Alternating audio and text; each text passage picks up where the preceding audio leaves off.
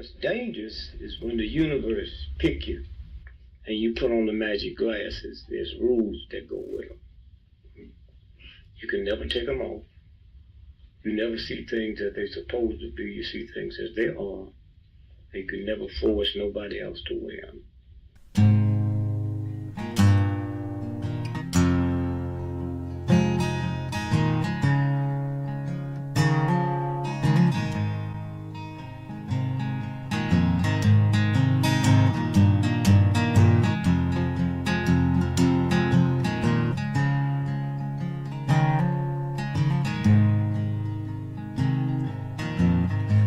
I think while I lie awake and contemplate tonight are wearing me out. Well, maybe tomorrow the world will wake and get it right, but I have my doubts, yeah.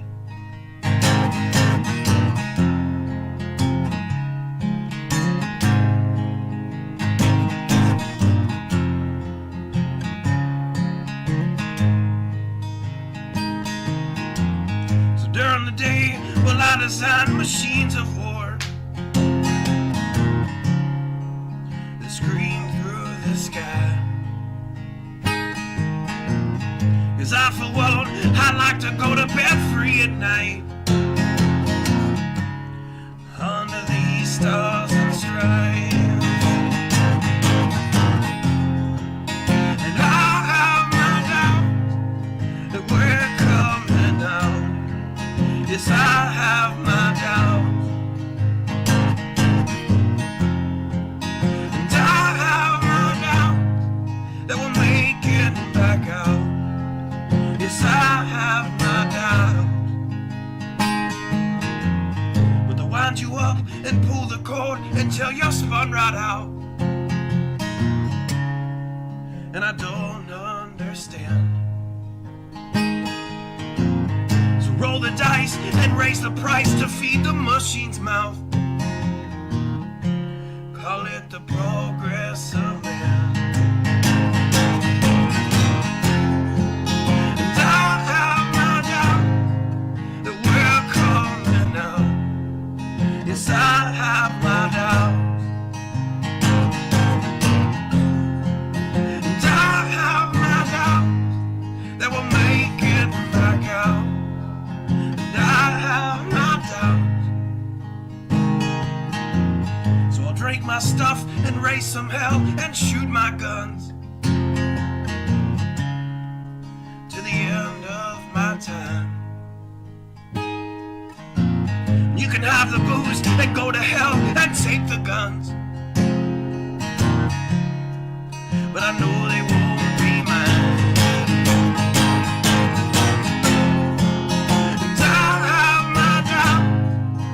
We're coming out. Yes, I have my doubts, and I have my doubts that we'll make it back up. Yes, I have my doubts. So we're all messed up and out of touch. Let's text someone who's in the other room. So don't wonder why we don't say hi or know anyone.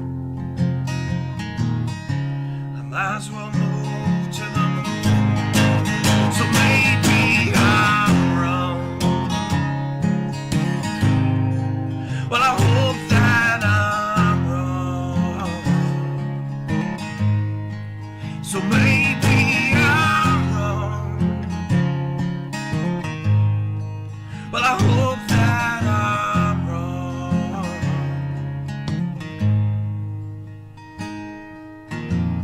Well, the things I think while I lie awake and contemplate at night are wearing me out.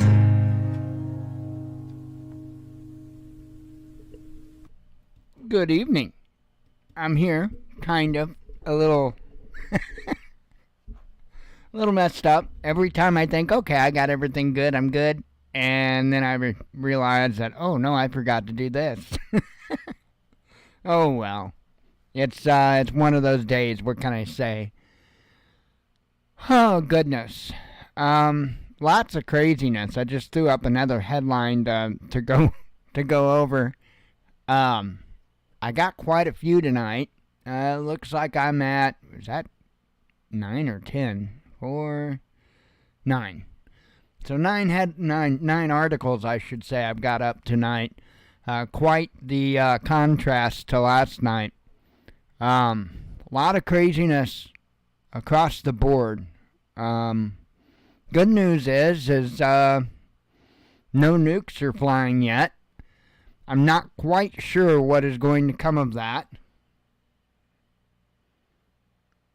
Hang on, and I've been having headlines coming in like crazy. That wasn't anything important there. It's just like an off-the-wall kind of day. Sorry, I had to get my watch on the charger, because if I forget, then I forget. Anyway, I've been keeping an eye on many different news feeds today, because it's been a little off the hook. I didn't even realize in the state of Illinois, they were voting today on a deal that could have left Trump off of the primary ballot. But that, whatever you call that, whatever it was called, bill or whatever, was struck down. So it did not go through. He will be indeed on the ballot as of now. Can't tell you what's going to happen tomorrow. It's Illinois. Other than that, today I saw, hang on, I nabbed a picture of radar box as I usually do, and I can't remember the name of the aircraft. It's not one of ours, so it's not something that I remember. This puppy right here. It was an Airbus A400M 180. And in case you don't know what that is,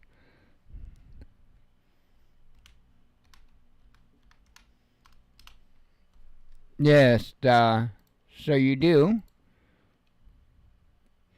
It, I guess that's kind of their version of the C-130, I suppose. So anyway, I thought that was really interesting. To my knowledge, we don't have them.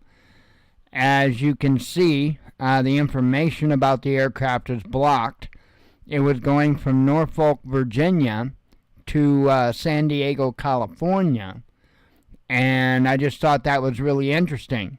What is not on here is at the same time that this thing was flying over, two KC-135, or whatever the correct letters are, the Stratotankers were leaving out from Scott Air Force Base, which would have been kind of, well, down just a little below. You can't quite see it, but it'd be just down here just a little ways. Scott Air Force Base is, and they were leaving out of there, two of them. And from what MonkeyWorks was saying today, it's been one hell of an active day as far as military aircraft is concerned. And then shortly before the show here, the news at least broke on RT that an aircraft, an F-16, had went down near South Korea. Thankfully, the pilot had ejected and was recovered, and from my understanding is fine. But it's been one of those days. And I guess, let me get rid of this thing. I meant to take it off before I started.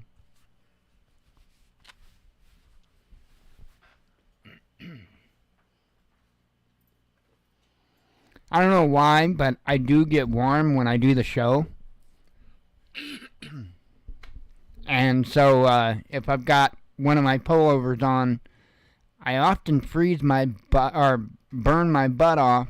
And then if, like right before the show, I'm often freezing my butt off. So it is what it is. So I guess we'll jump right on into it. And it's crazy. It's crazy. That's all I can say. Jump right on into it. We'll talk about the fighter jet first. It's definitely probably not the most prominent news of today. But to be honest, it was about 20 minutes till. I still didn't have a show scheduled or anything like that. And I'm like, oh, news. Grabbed a picture of an F-16 and had it set up. So, a U.S. fighter jet crashes near South Korea, says media. It says an American F-16 fighter jet has crashed in waters near South Korea, sources told Yonhap News. The accident marks the third time a U.S. warplane went down in the region in less than a year. A fighter pilot was forced to abandon the jet and ejected from the aircraft early on Wednesday morning, with the F-16 falling into waters off the coast of Gunsan, South Korea, near Washington's Kunsan Air Base, the outlet reported. Fighter jet crashed into the water and the rescued pilot is safe, one unnamed source told Yonhap. The crash follows multiple similar incidents involving the same type of fighter jet in recent months, with another F-16 going down over the Yellow Sea during an exercise in December. That plane was also based at Kusan as a part of the U.S. 8th Fighter Wing. In May, yet another F-16 crashed close to Osan Air Base in the northwest of the country. Officials revealed few details about the incident, but said the pilot was taking part in a routine training mission during the accident and had safely ejected. So in my opinion, that's the most important parts, that the pilot's ejected and that they're okay, and that nobody on the ground fell victim to the aircraft. So, absolutely crazy. Now, we're going to really shift up here, gears, because I'm sure many of you have been watching this stuff unfold in Ukraine over the past years, and it's absolutely mind-blowing, because they have gone through so many people, Ukrainian people have died as a result of this conflict. And at some point, you have to start asking yourself, is this worth it? But apparently, individuals in the EU and the US and the UK, well, it's not their people for the most part. So I guess they're not ready to sit down and talk yet. And I mean, why would they be? It's not their people. It blows my mind. So this article comes out, and believe me, the next one makes this look like nothing. EU opposes Ukraine truce, says Borrell. Says EU Foreign Policy Chief Joseph Borrell has rejected the notion of peace talks and a ceasefire in Ukraine, instead demanding that the bloc's member states cough up whatever it takes for Kiev to defeat Moscow. Okay, first of all, we need to be realistic here. Ukraine is not going to beat Russia. It's just not going to happen. It says in an op-ed for France's LOBs or whatever magazine on Tuesday, Borrell urged EU leaders to reject the temptations of conciliation with Russia. Don't worry about all that's dead. Keep fighting. These ideas were wrong in 2022, and they remain wrong today, he wrote, arguing that we must not let them shape our policy towards Ukraine. Well, great. Then you all need to send your children.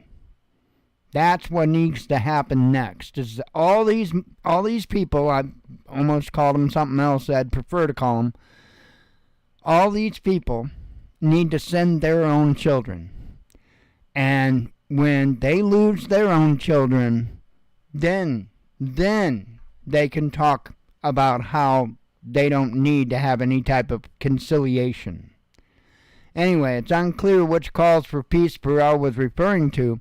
In the EU, Hungarian Prime Minister Viktor Orban has persistently called for a negotiated settlement, arguing that Kiev's forces cannot win a military victory against their Russian opponents, and that EU sanctions on Moscow hurt EU economies more than they hurt Russia's.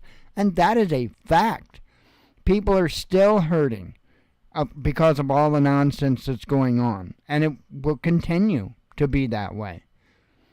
You know, when individuals don't have any skin in the game, they really shouldn't have anything to say on it. But here we are. Borrell, on the other hand, claimed that sanctions have weakened Russia's war machine, despite admitting in a speech one day earlier that they have largely failed to achieve their goals. I know, this entire conflict and the individuals talking about it have been like bipolar. You know, one moment, Zelensky wants to sit down and talk, and then next thing you know, you've got the EU, the UK, the US whispering in his ear, and oh no, we need to fight more. It's crazy. But anyway, so and this is my opinion, me personally, I think this alone is crazy, okay? But where it gets even crazier is when articles like this come out. Trump could make deal with Putin, says NATO states president. Which, by the way, Putin hasn't said it, but Lavrov has been very clear that they have no interest in discussing this with Trump, and that Trump has no say, no bearing, no sway, no nothing on this situation. And I think what it is Russia doesn't want in the middle of the U.S. political BS. And that's exactly what it all is. Even from Trump's side, it's nothing but political BS. He's campaigning. So, of course, he can do this. He can do that. That's the way it always is. Remember when he could lock her up? Yeah, fun times, right? When he could lock her up. And then the day of inauguration. The day of inauguration. Nah, leave her alone. Just leave her alone. I remember that. Anyway, as per the article, Czech President Petr Pavel has urged European NATO members to prepare for former U.S. President Donald Trump's possible return to the White House and subsequent changes to Washington's strategy for the continent. If the Republican frontrunner wins the November election, it could mean the conclusion of an agreement with Russian President Vladimir Putin, he warned in an interview with radio station Radio Zurnal. This is nothing about disrupting the transatlantic bond, challenging the United States as an ally, but we should realistically admit that Donald Trump looks at a number of things differently, Pavel pointed out. If Trump is legitimately elected, it is necessary to respect the decision of American voters, but we should be prepared for that, because there will certainly be some consequences, he cautioned. Well, yeah, we won't be the ones paying for your war anymore. I'm all for that. I am 110% all for that. This isn't our war. And it shouldn't be your war. It's just the way it is. And if other nations wouldn't have gotten involved in the first place in 2014 or even before that, this would be a non-issue. But here we are. It's nation building. But the problem is this nation building is largely on the backs of the American taxpayer. And that's just unacceptable. I've said it before. The one thing that Trump did that impressed me above all else, and I will literally go to my grave with this memory in my head, and it is a very positive memory. And that was when the day Trump walked across the DMZ and had a conversation with Kim Jong-un. Because finally, for the first time in this country's history that I've been alive, I have finally seen common sense foreign relations. Finally. I have wondered and I have asked that question for as long as I can recall in regards to North Korea. Why don't we sit down and talk? What's up with this? You know, all we get's nothing but propaganda into this country, and believe me, there's a lot of propaganda. I'm not saying that, you know, issues can always be resolved peacefully. That's absolutely not the case. But shouldn't we try? Shouldn't we at least try? And if we're not busy trying to nation build or nation destroy, a lot of these nations wouldn't have the issues that they do. And maybe life for their citizens could be much better if other countries weren't getting involved and screwing everything up. Again, I hold nothing that I hear, especially in American media, as truth, because it's not. And the American media has lied to the American people for a long time before all this Trump stuff. A long time. And it's not going to change.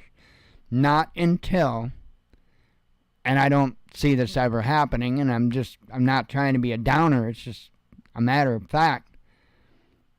Until we get those that are pulling the strings away from the strings, which, again, I don't see it happening because of how embedded that they are in all of it. They're absolutely 100% in control of the government. They're 100% in control of the media. They own the media. I mean, how can you expect to get honesty when very corrupt and evil people own all of the outlets, and soon enough, I fear, will be the only outlets that you will get any information from. It's crazy. It's crazy. But this, to me, speaks volumes.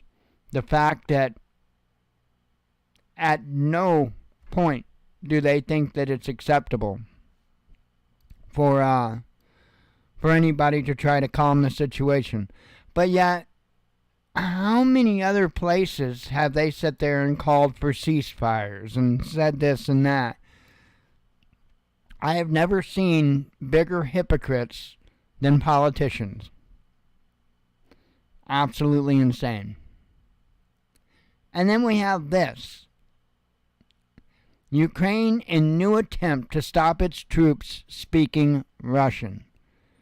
So special courses are going to be created for Kiev's troops so that they can improve their command of the Ukrainian language, government officials Taras Kremen has said. Let me talk about this for a second and why this is a bad idea. I know English barely, and that's it. The only Spanish I know would probably get my butt kicked. And that's it. That's all I know. So let's say that, I don't know, for whatever reason I didn't live here and I lived in Mexico. And we were going to war. And I don't know, I guess hypothetically we were going to war with the U.S. and all I knew was English.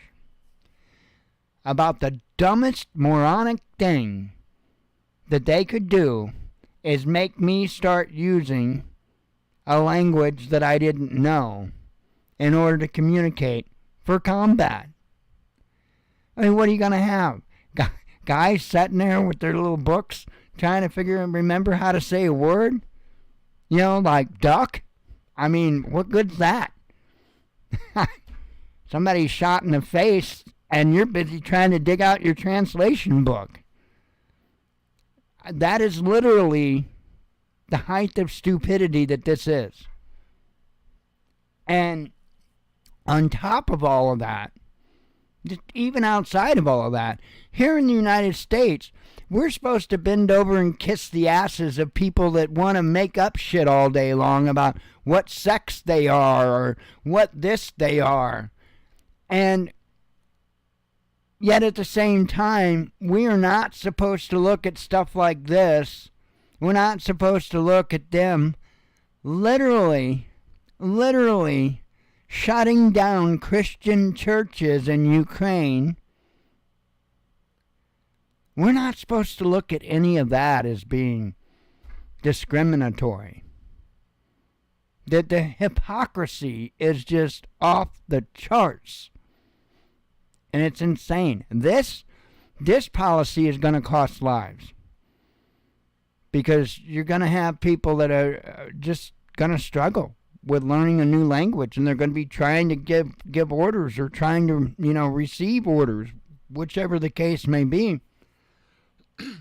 And they're going to be hitting a language barrier. That's the last thing you need when you're in combat is a language barrier. It's crazy.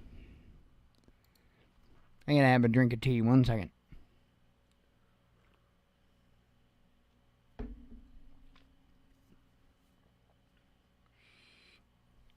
Oh, man.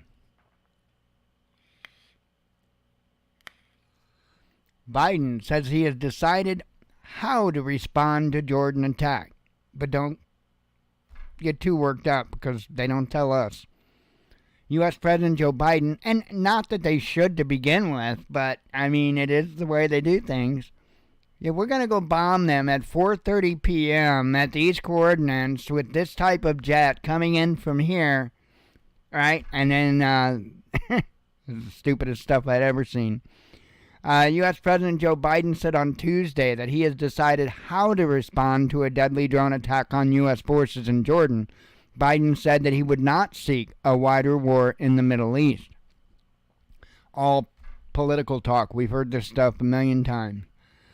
Asked by a reporter whether he'd settled on a response to the attack, Biden replied, yes, he's going to go with the Rocky Road ice cream. But aside from that, without revealing any further details. That's pretty much it. He's going to be eating the Rocky Road ice cream as it goes on.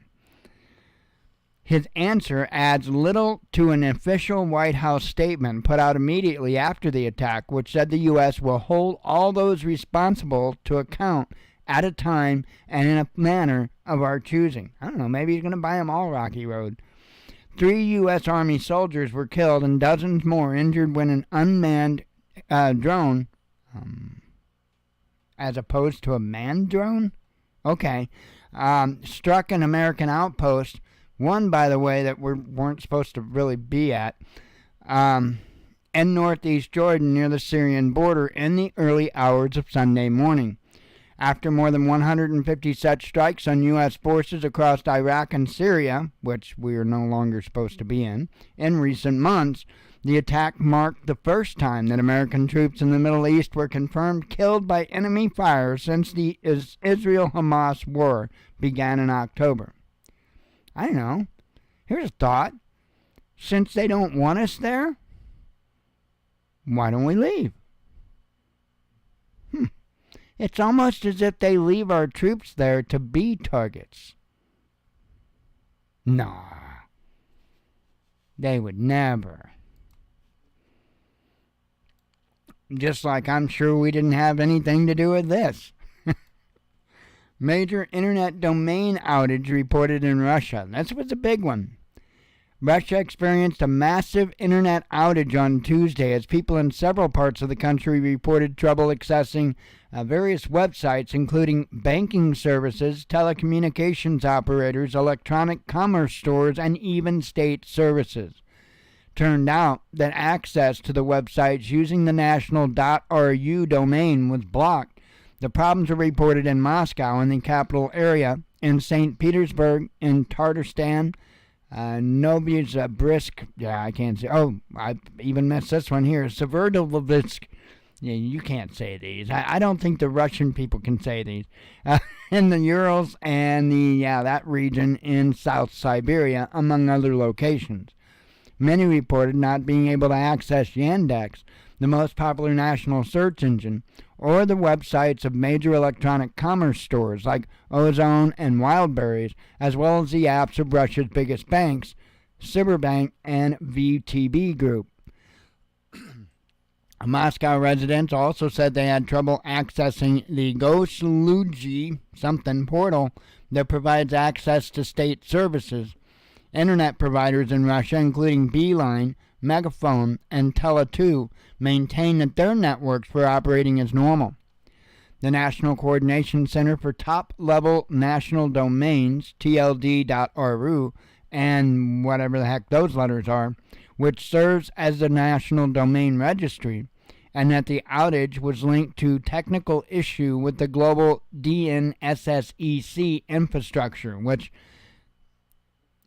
I'm assuming is very much similar to our, well, they go through ICANN, the ICANN network as well, except I think this is another layer, like just a national layer for them. Pretty much the same idea as what ICANN is. What it basically does is it's a translator, right? So you put in, and I'm just going to say whatever.com as an example. So when you put in whatever.com on your computer, that goes to another computer that what it will do is it will propagate. What it will do is it will say, okay, well, whatever.com is supposed to go to this particular IP address. And then through other things associated with your IP and with the domains and the server, it will find the actual right website on the server.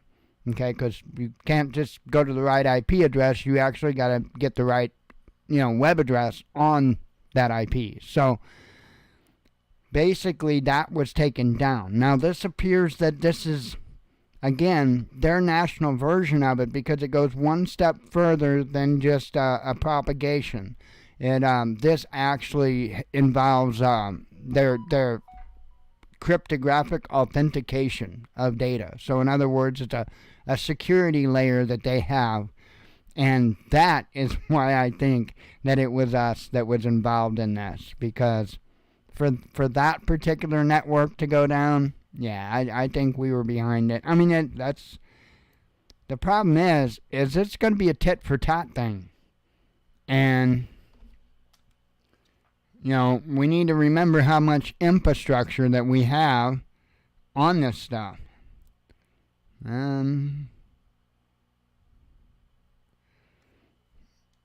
Alright. Let's see. More countries doubting SWIFT, says Nabulina. Something like that. More and more countries are looking for alternatives to the Belgium-based SWIFT financial messaging system. The head of the Russian central bank, Elvira, whatever that name is, told RIA Novosti in an interview on Tuesday. She discussed the growing concerns among businesses and nations interested in the development of economic trade and investment relations about how the existing dollar-based institutions work.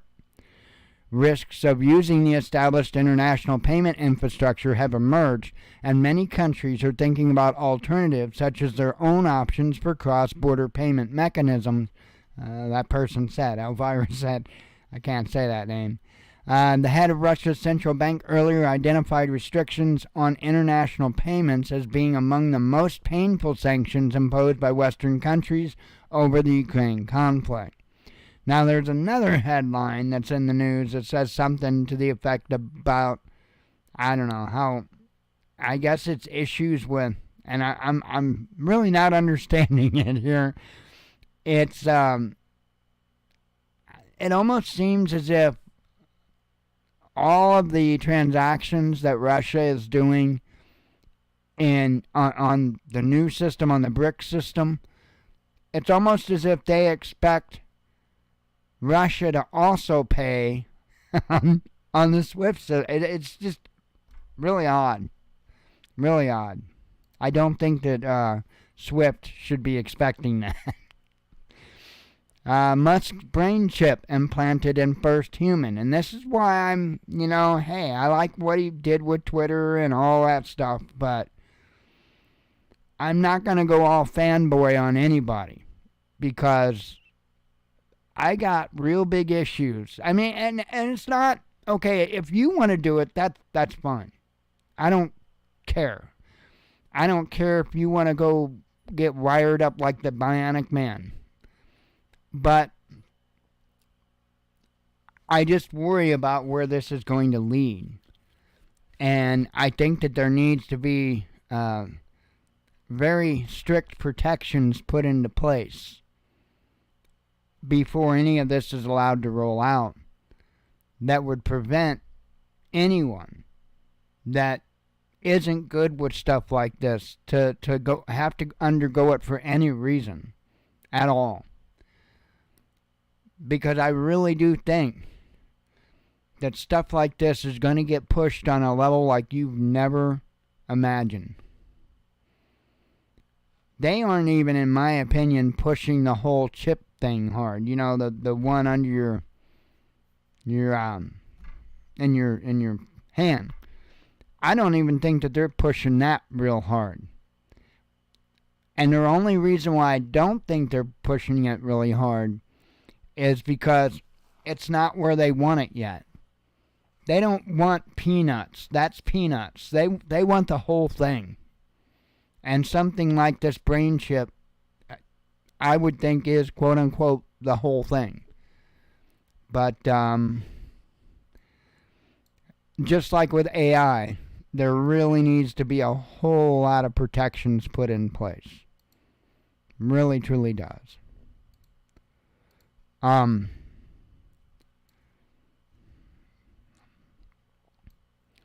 Let's see. Oh. And this one I just ran across as the intro was playing. I literally brought it up when the intro was playing. I couldn't resist. And it's kind of weird, to be honest. The U.S. hasn't seen syphilis numbers this high since 1950. However, other STD rates are down or flat. But when we talk about numbers, there's something very interesting here. Kind of almost makes you wonder about flus and colds, but we won't go there because we're not allowed to go there. U.S. syphilis epidemic isn't abating, with the rate of infectious cases rising 9% in 2022. Shame on you. According to a new federal government report on sexually transmitted diseases in adults. Well, at least it's not in rabbits. There again, I could see a correlation in some, including myself back in the day. But there's some unexpected good news. The rate of new gonorrhea cases fell for the first time in a decade. So let's have a round of applause for the lack of gonorrhea. It's not clear why syphilis rose 9% while gonorrhea dropped 9%. Are they... Hey man, I don't want any of that syphilis. I don't want any of that gonorrhea, but syphilis, why not? What the hell is going on here? Anyway, officials at the U.S. Centers for Disease Control and Prevention said, adding that it is too soon to know whether a new downward trend is emerging for the latter. It's not clear why syphilis rose 9%. Sorry, I was reading that paragraph again. They are more focused on syphilis, which is less common than gonorrhea or chlamydia, but considered more dangerous. Total cases surpassed 207,000 in 2022, the highest count in the United States since 1950, according to data released Tuesday. And while it continues to have a disproportionate impact on gay and bisexual men, seems like there's a book that mentions about how being involved in those activities would... I just can't put my finger on what that book was. Anyway, it says it is expanding in heterosexual men and women and increasingly affecting newborns too, CDC officials said. Increasingly affecting newborns. Let that sink in a bit. Syphilis is a bacterial disease that can surface as painless genital sores, but can ultimately lead to paralysis, hearing loss, dementia, and even death if left untreated. New syphilis infections. What was that? Huh? Oh, new syphilis infections plummeted in the U.S. starting in the 1940s when antibiotics became wildly available and fell to their lowest by 1998. About 59,000 of the 2,022 cases involved the most infectious forms of syphilis. Of those, about a quarter were women and nearly a quarter were heterosexual men. Do you see the correlation there? I do. I think it's unknowingly being spread in the cisgender, exactly, heterosexual population because we really aren't testing for it. We really aren't looking for it in that population, said Dr. Philip Chan, who teaches at Brown University and is chief medical officer at Open Door Health, a health center for gay, lesbian, and transgender patients in Providence, Rhode Island. Well, yeah, there's a whole lot of things that you're not looking for, like common sense. The report also shows rates of the most infectious types of syphilis rose not just across the country, but also across different racial and ethnic groups, with American Indian and Alaska Native people having the highest rate. South Dakota outpaced any other state for the highest rate of infectious syphilis at 84 cases per 100,000 people, more than twice as high as the state with the second highest rate, New Mexico. See, I can understand, states like New Mexico where it gets really hot and stuff. What I don't understand is Alaska, because, damn, it's got to get warm enough you're willing to take your clothes off. But what do I know? This though, is crazy. It really, really, truly is. The whole damn thing is crazy. And that was, by the way, what I did expect what it was. Basically, let me just break it down here without using any of the special language. Bisexual women and heterosexual men. And believe me, many of the heterosexual men aren't going to really argue about the bisexual women. So that's how it's getting spread in those numbers in that way. And I'm just being realistic. So guys, knock it off. And I'd been there, done that. Didn't get the t-shirt though. I mean, didn't even get the t-shirt. That sucks. Got divorced, got all kinds. Didn't get a t-shirt. I laugh about it now, but don't screw your life up like I did. It's not recommended. I do not recommend. 1 star. Anyway, I reckon we can do some. I'm surprised I got through those that quick. I was just rolling through them, I reckon. I wrecked them.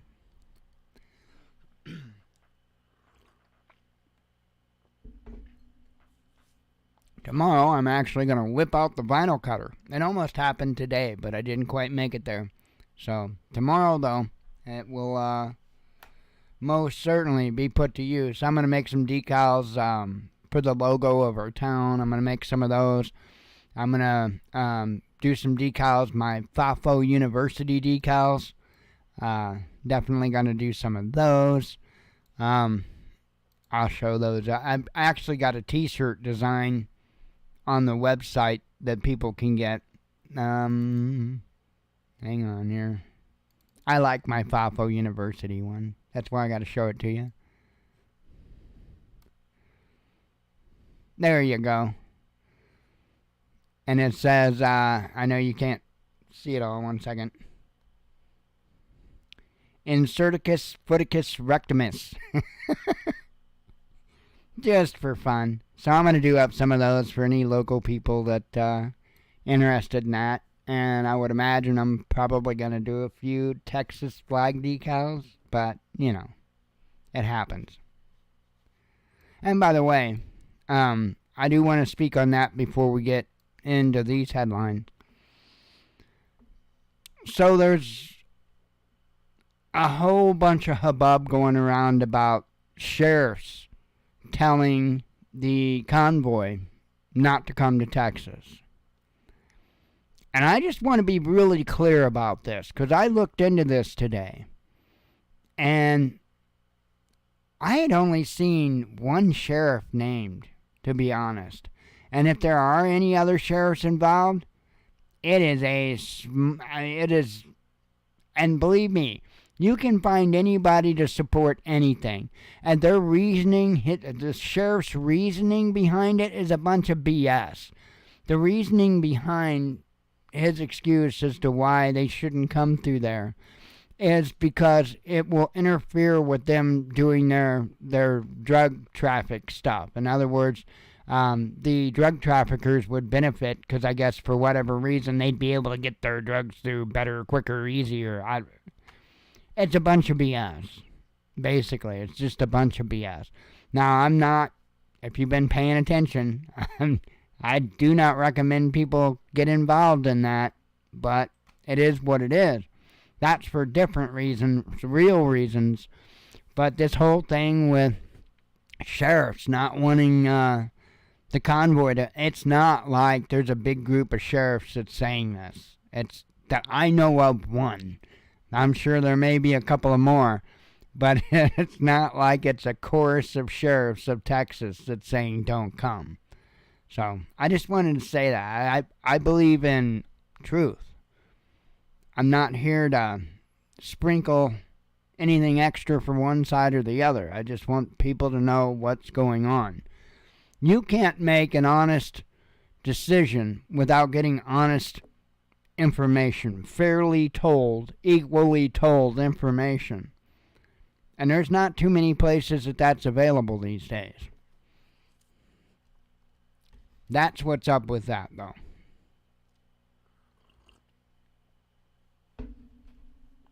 Okay, let me have a couple of vapes here. We'll run through some headlines and...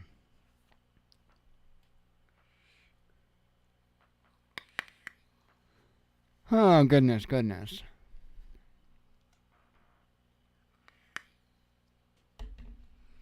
I am going to ask something that I normally wouldn't ask, especially not in this way. There's someone I can't say anything about who it is or reveal their identity or anything else. It's just information that I was given today. And again, I'm against this. I'm one of those people that I distinctly say that prayers need to be specific. In other words, when I don't feel like it's right when anybody just says, need prayers, no questions. Because then what are you praying for? I don't think that that's an honest prayer or an honest request for a prayer. But I have to protect the privacy of people here. And that's what's important. And I want to just be clear, I don't personally know anybody involved in this. But the information came my way today, and it's really, really heavy on my heart, and I'm going to be honest. Someone that I don't know, but let's just say came up in conversation today, has recently lost 2 sons to suicide. I can't even imagine. I cannot even imagine or begin to imagine what that's like. And for whatever it's worth, I pray that the Father can come through me as far as who it is and all of that stuff. But please pray for this individual and the family, because I can't even imagine. And it's really, I can't go into any details, even how I came across the information or anything like that, because all of it could be identifying information. And it's really bothering me. So if you're the type, if you're so inclined, please. Okay, let's do some headlines and go. You guys, you feel up to running outside with cardboard signs tonight, screaming the end is nigh? Maybe tomorrow night. We're gonna have some 60 degrees days coming, so maybe one. But I expect y'all to put your Christmas lights on your cardboard signs so everybody can see them really well.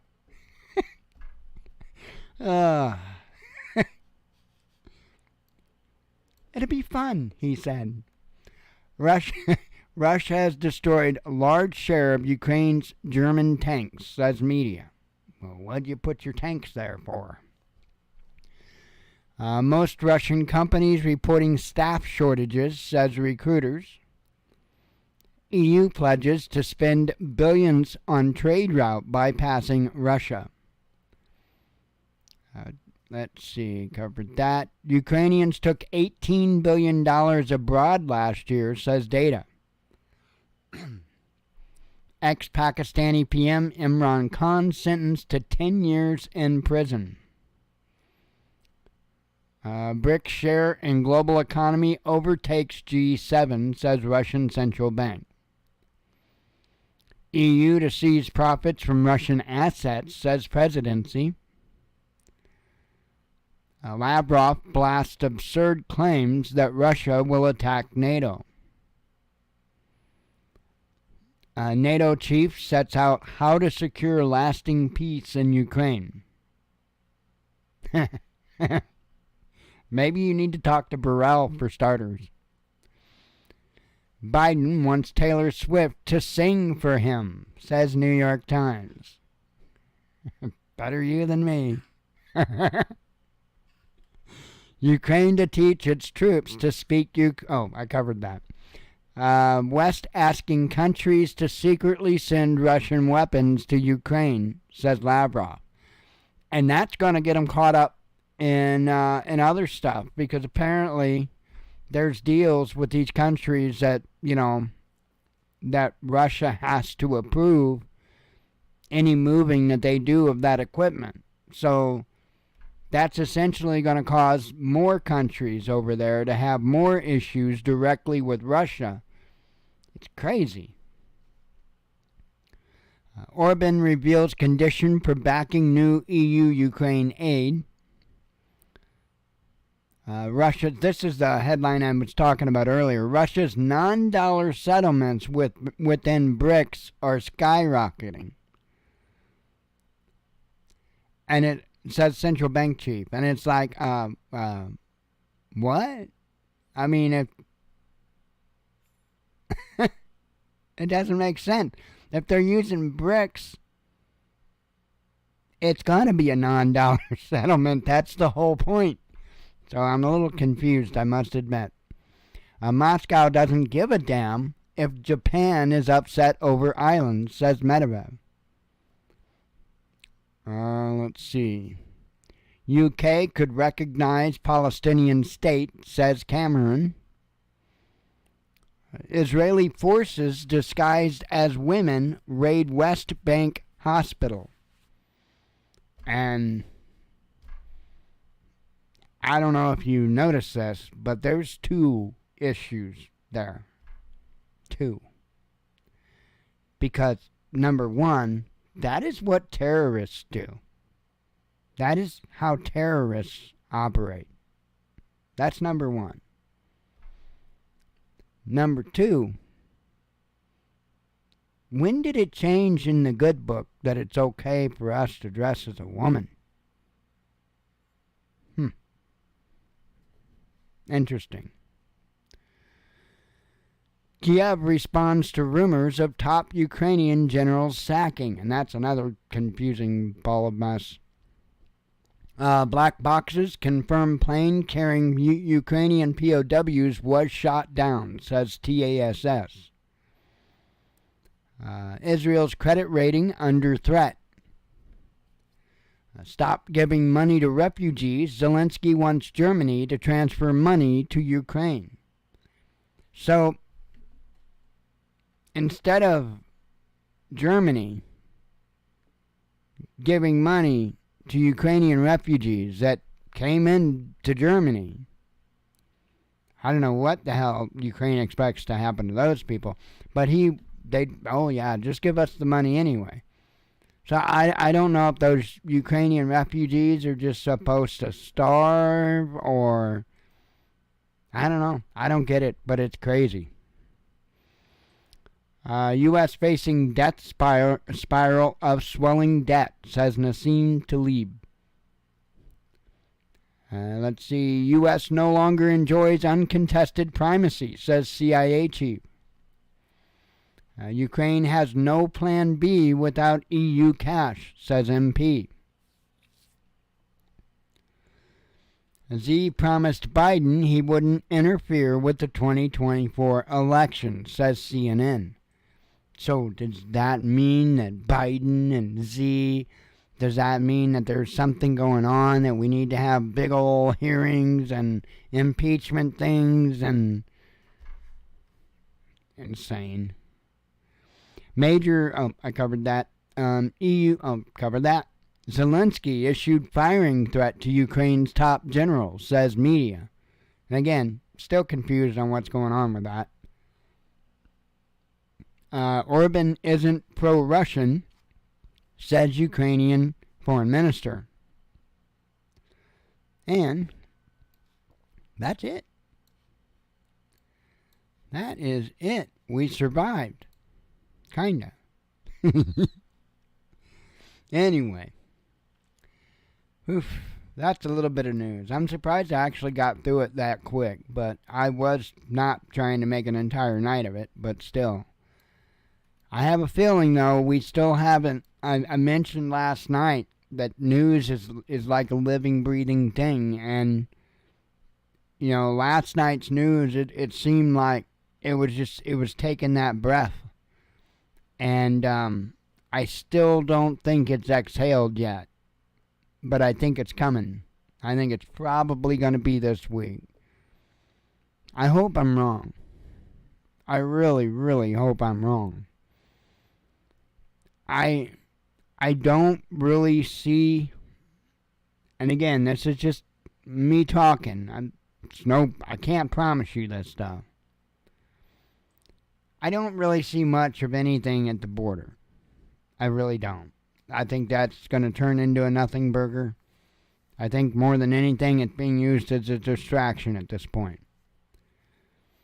And as far as Iran is concerned, I think at least for another round, we're going to play footsies. In other words, we're not going to go strike in Iran. We're not likely going to do anything other than what we have been doing, which has been hitting the Houthis and others when and where we can find them. I think it's probably just going to be more of that. At this point, again, it's not to say that there won't be another incident that could really jar things up. It's hard to tell right away when stuff like this happens. It's hard to gauge what a response might be. But I do know that if it's going to be a serious response, they probably aren't going to take their time in doing it. So I wouldn't expect a whole lot this time around, which is a good thing. We all need as much time as we can get. Hell, I wish none of us had to face any of this. But obviously that's not up to us. So anyway, I am going to get off of here. And last night, my joints are so swollen and I've been in so much pain. I'm back to waking up pretty much every hour. And it's just, I wake up because I hurt and I get uncomfortable and I have to adjust. I have to pop this or that. And it wakes me up. And so it's been a couple of nights of every hour I'm up, readjusting, popping this or popping that, so the pain, the discomfort to settle down enough where I can fall back asleep. I'm a little bit tired, so hopefully tonight I can get some good rest. So I already took some ibuprofen a little bit ago before the show.